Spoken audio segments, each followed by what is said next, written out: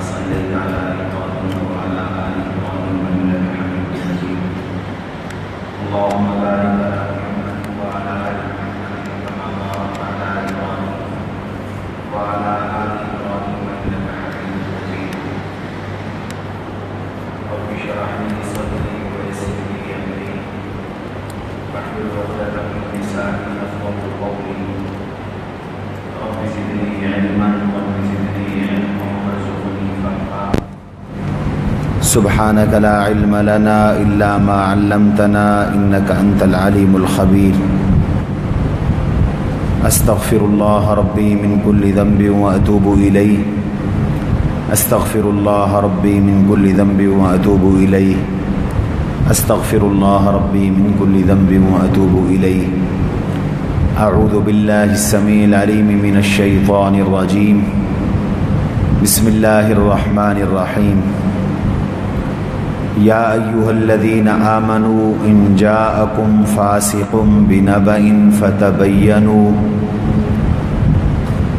فتبينوا أن تصيبوا قوما بجهالة فتصبحوا على ما فعلتم نادمين واعلموا أن فيكم رسول الله لو يطيعكم في كثير من الأمر لعنتم ولكن الله حبب إليكم الإيمان وزينه في قلوبكم وكره إليكم الكفر والفسوق والعصيان أولئك هم الراشدون صدق الله العظيم. گرامی قدر سامعین کرام، محترم بزرگوں اور عزیز ساتھیوں،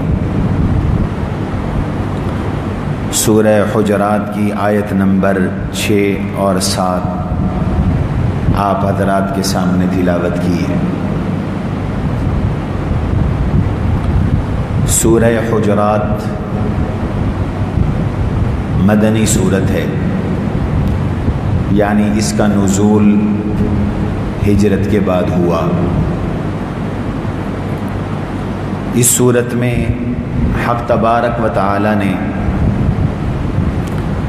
2 مضامین ذکر فرمائے ہیں۔ نمبر 1، 2 جہاں کے سردار سید الاولین والآخرین حضور نبی کریم صلی اللہ تعالی علیہ وسلم کے آداب اللہ تعالیٰ نے اس صورت میں ارشاد فرمائے۔ نمبر 2، اس صورت میں حق تبارک و تعالیٰ نے آداب معاشرت ارشاد فرمائے، قوانین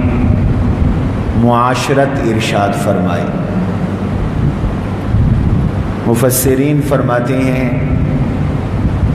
کہ اس صورت میں حق تبارک و تعالی نے 5 ایسے قوانین ذکر فرمائے، بیان فرمائے،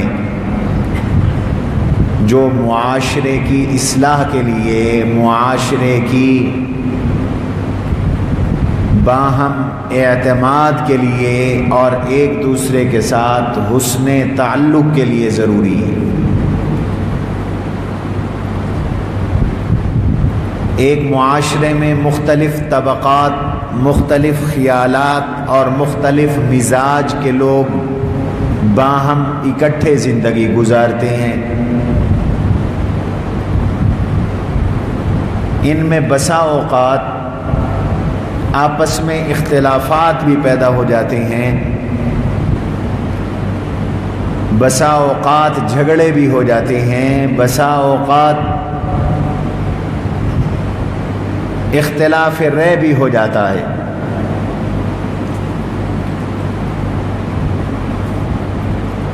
معاشرے میں اتفاق اور اتحاد کے لیے، معاشرے میں قیام امن کے لیے، معاشرے میں ایک دوسرے کے ساتھ حسن سلوک کے لیے، حسن معاشرت کے لیے سب لوگوں کو چند چیزوں کا خیال رکھنا ضروری ہے۔ اگر تمام لوگ ان قوانین کی پاسداری کریں گے تو ایک دوسرے کے ساتھ بڑے محبت کے ساتھ رہیں گے، پیار کے ساتھ رہیں گے، آپس میں شیر و شکر ہو کر رہیں گے، اللہ بھی راضی رہے گا، پڑوسی بھی خوش رہیں گے، گرد و پیش کے لوگ بھی خوش رہیں گے۔ اور اگر ان چیزوں کی رعایت نہ رکھی تو اللہ بھی ناراض ہوں گے، آپس میں بگاڑ پیدا ہوگا، فتنے ہوں گے، فسادات ہوں گے، قتل و غارت گری تک نوبت آئے گی، لڑائیاں اور جھگڑے ہوں گی، فساد ہوگا، امن چین اور سکون ختم ہو جائے گا۔ اس لیے فرمایا ہر شخص ان چیزوں کا خیال رکھے، پریشانی نہیں ہوگی، نہ خود کو پریشانی ہوگی، نہ آدمی دوسروں کے لیے پریشانی کا ذریعہ اور سبب ہوگا۔ ان قوانین میں سے پہلا قانون یہ ہے، یا ایھا الذین آمنوا ان جاءکم فاسق بنبأ فتبینوا، اگر کوئی شخص آپ کو کسی معاملے کی خبر دے تو کوئی بھی رائے قائم کرنے سے پہلے، کوئی بھی فیصلہ کرنے سے پہلے اس کی تحقیق کر لو، یہ خبر درست ہے یا نہیں، بات کہنے والے نے جو بات کہی وہ ٹھیک ہے یا نہیں، اسے بھی جو خبر دے رہا ہے تحقیق ہے کہ نہیں ہے، کہیں ایسا تو نہیں کہ وہ سنی سنائی بات کر رہا ہو، کہیں ایسا تو نہیں کہ خبر دینے والا جھوٹ بول رہا ہو، کہیں ایسا تو نہیں خبر دینے والا بدگمانی کر رہا ہو، کہیں ایسا تو نہیں کہ حالات بتانے والا محض تخمینے اور اندازے سے کام لے رہا ہو، اور اس بات میں، اس خبر میں صداقت نہ ہو، سچائی نہ ہو، تحقیق نہ ہو۔ اچھی طرح تحقیق کر لو۔ اس لیے فرمایا اے ایمان والو، اگر کوئی فاسق تمہیں خبر دے تو تحقیق کر لو، کہیں ایسا نہ ہو کہ تم اس خبر کی وجہ سے کسی قوم پر بے خبری میں، لا علمی میں پہنچ جاؤ، حملہ آور ہو جاؤ، رائے قائم کرو، فیصلہ قائم کرو، اور پھر تمہیں شرمساری اٹھانی پڑے۔ اس ندامت سے بچنے کے لیے ضروری ہے کہ تحقیق کر لو، معاملے کو اچھی طرح جانچ لو، پرکھ لو۔ آج کل عام طور پر معاشرے میں جو اختلافات ہوتے ہیں، تنازعات ہوتے ہیں،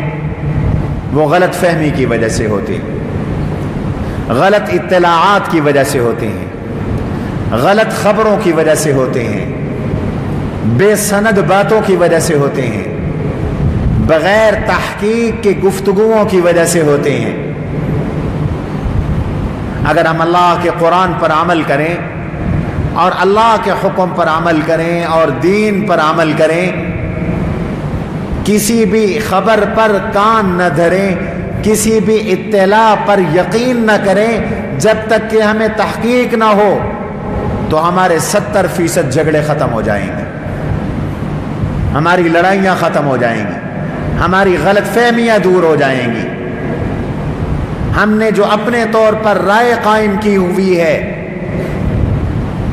اس کی اصلاح ہو جائے گی۔ آج ہم بڑے سے بڑے فیصلے غلط خبروں کی وجہ سے کر لیتے ہیں، تعلقات غلط اطلاعات کی وجہ سے منقطع کر دیتے ہیں، اور تو اور بسا اوقات غلط خبروں کی وجہ سے حکومتیں غلط فیصلے کر لیتی ہیں، ادارے غلط فیصلے کر لیتے ہیں، لوگوں کی جانوں اور مالوں تک خطرے میں پڑ جاتے ہیں ان غلط خبروں کی وجہ سے۔ ایک انفرادی خبر ہے اور ایک قومی اور اجتماعی اور حساس نوعیت کا مسئلہ ہے۔ تو کسی بھی خبر آنے سے پہلے انفرادی طور پر بھی اور اجتماعی طور پر بھی اس خبر کے بارے میں اچھی طرح تحقیق کر لینی چاہیے۔ جب تک کہ اس خبر کی سچائی کا یقین نہ ہو کوئی فیصلہ نہ کریں، کوئی رائے قائم نہ کریں، ورنہ کل کو ندامت ہوگی، کل کو شرمساری ہوگی، ہو سکتا ہے کہ کل کو قانون کی گرفت میں آنا پڑے، ہو سکتا ہے کہ کل کو خود کو مجرم بننا پڑے، ہو سکتا ہے کہ کل کو خود کو عدالت کے کٹہرے میں آنا پڑے۔ اس لیے تحقیق کر لو کہ یہ رپورٹ درست ہے کہ نہیں ہے۔ اور قرآن کا یہ حکم میرے لیے بھی ہے، آپ کے لیے بھی ہے۔ قرآن کا یہ حکم میڈیا کے اہلکاروں کے لیے بھی ہے، قرآن کا یہ حکم ذرائع ابلاغ کے لیے بھی ہے، قرآن کا یہ حکم ذرائع ابلاغ کے ساتھ نمائندگان کے لیے بھی ہے۔ بسا اوقات لوگ ایسی پیدل سی بات سنتے ہیں اور اسے خبر بنا کر ذرائع ابلاغ میں نشر کر دیتے ہیں، اس سے پورے ملک میں کھلبلی اور اضطراب پیدا ہو جاتا ہے، ایک پریشانی کی کیفیت پیدا ہو جاتی ہے۔ بسا اوقات یہ خبریں ملک کی سلامتی کے لیے خطرے کا ذریعہ ہوتی ہیں تو پورے ملک کے اندر پریشانی پیدا ہو جاتی ہے۔ جناب رسول اللہ صلی اللہ تعالی علیہ وسلم نے ارشاد فرمایا کفا بالمرء کذبا ان یحدث بکل ما سمع، کسی آدمی کے جھوٹے ہونے کے لیے اتنا کافی ہے کہ وہ سنی سنائی بات آگے نقل کر دے، نہ تحقیق کی، نہ جستجو کی، نہ کسی سے پوچھا، نہ کوئی ذریعہ مضبوط اختیار کیا، بس سنی سنائی بات کو آگے نقل کر دیا اور وہ آگے نقل ہوتی چلی گئی، نقل ہوتی چلی گئی۔ اس کی وجہ سے لوگوں نے غلط فیصلے کر لیے، اس کی وجہ سے بسا اوقات بدامنی پیدا ہو جاتی ہے، اس کی وجہ سے بسا اوقات دوسرے کی جان خطرے میں پڑ جاتی ہے۔ یہ کیوں ہوا؟ اس لیے کہ ہم نے اللہ کے اس حکم کو ترک کیا، ہم نے قرآن